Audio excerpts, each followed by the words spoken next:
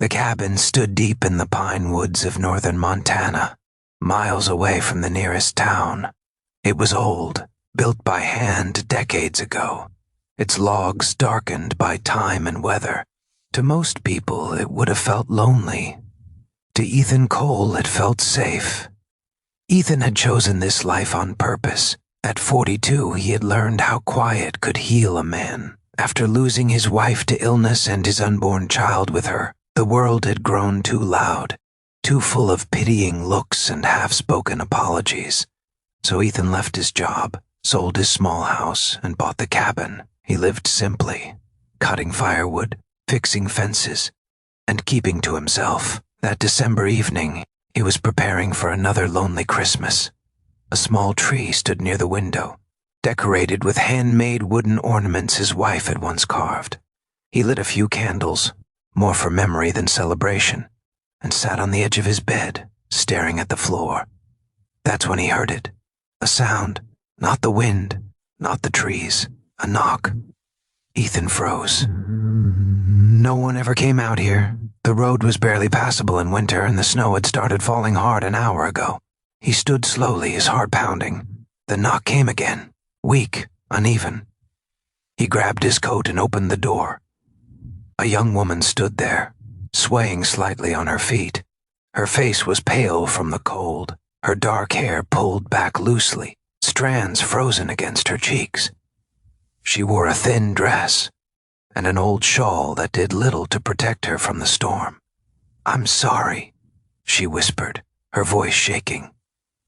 "I didn't know where else to go." Before Ethan could say a word, her knees buckled. He lunged forward just in time to catch her. He carried her inside and laid her gently on the bed, his hands trembling. She was freezing. Her lips were blue. He wrapped her in blankets and stoked the fire until the cabin filled with warmth.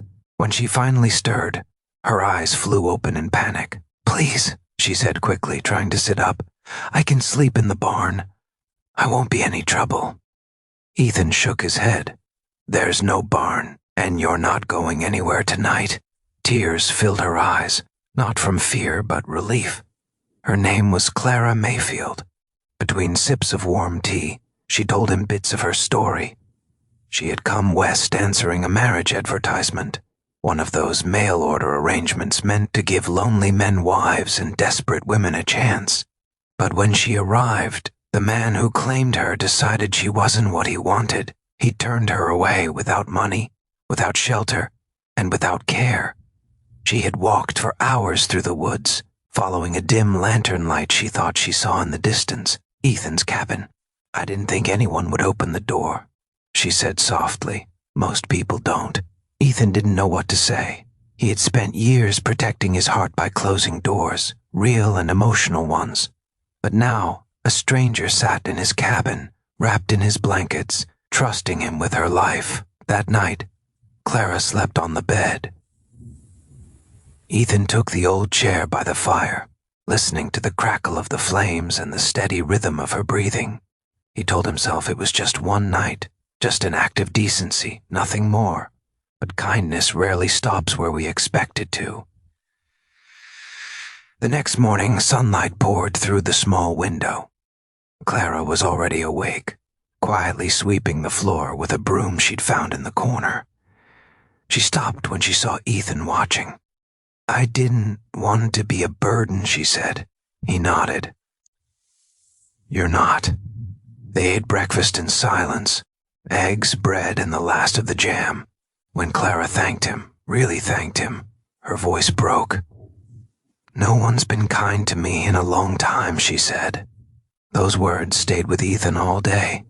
Outside, the snow continued to fall, blocking the road completely. Clara couldn't leave even if she wanted to, and for the first time in years, Ethan realized he didn't want her to.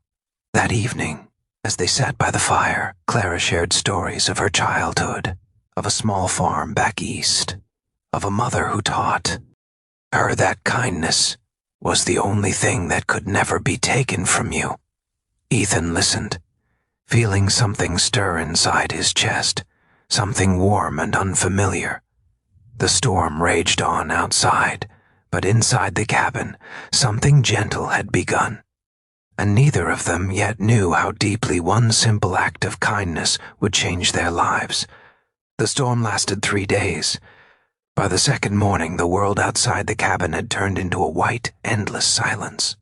Snow covered the trees like heavy blankets, and the road was gone completely. Clara stood at the window, staring out with worry in her eyes. "I don't want to overstay," she said quietly. "As soon as the road clears, I'll find work in town." Ethan nodded, but something tightened in his chest. He had grown used to the sound of her footsteps, her soft humming while cooking, the way the cabin felt alive again. For the first time in years, he didn't feel like he was just surviving. He was living. That afternoon, Ethan slipped while chopping wood. It happened fast. One wrong step, one hidden patch of ice, and suddenly pain shot through his leg like fire. He collapsed into the snow, gasping. If this had happened a week ago, no one would have found him until it was too late. But Clara heard the axe fall. She ran outside without thinking, her boots sinking into the snow as she reached him. Panic flashed across her face, but she stayed calm. She helped him inside, cleaned the cut, and wrapped his leg with steady hands.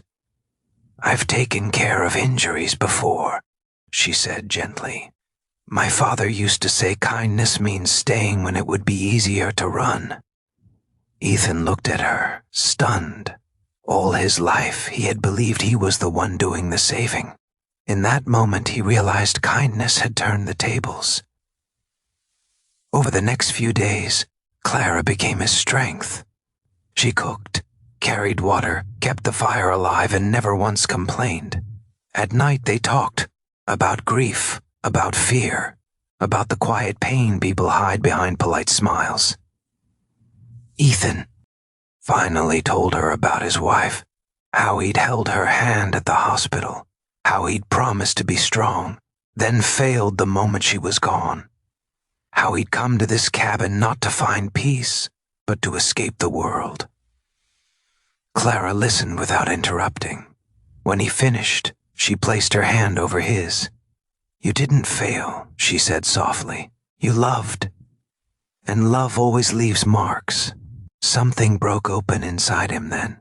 Not pain, but relief. When the snow finally cleared, a neighbor from town stopped by to check on Ethan. He was surprised to see Clara there, laughing softly as she stirred soup. Before leaving, the neighbor offered Clara work at the local schoolhouse. A place to stay, a fresh start. That night, Clara packed her small bag and sat quietly by the fire. "I'll leave in the morning," she said. "You've already given me more than I can ever repay." Ethan stared into the flames. His heart felt heavier than it had the day his wife died, not from loss, but from the fear of it. "You don't have to go," he said finally. "Not if you don't want to."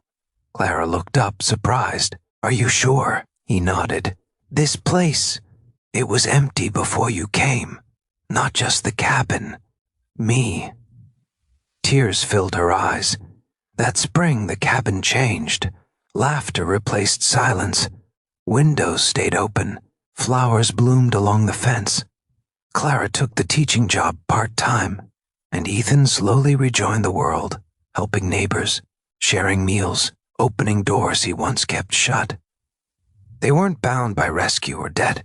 They were bound by something stronger, kindness. Years later, people in town would talk about the cabin in the woods, the place where strangers were welcomed, where warm meals were never refused, and where 2 broken lives found healing through one simple act of compassion. Ethan often said it best: kindness didn't save her. Kindness saved us both. Final message to viewers.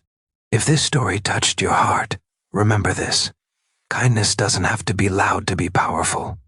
Sometimes it's just opening a door. Sometimes it's staying when someone needs you most. If you believe in stories that remind us of our humanity, subscribe to the Western Tales. Like this video,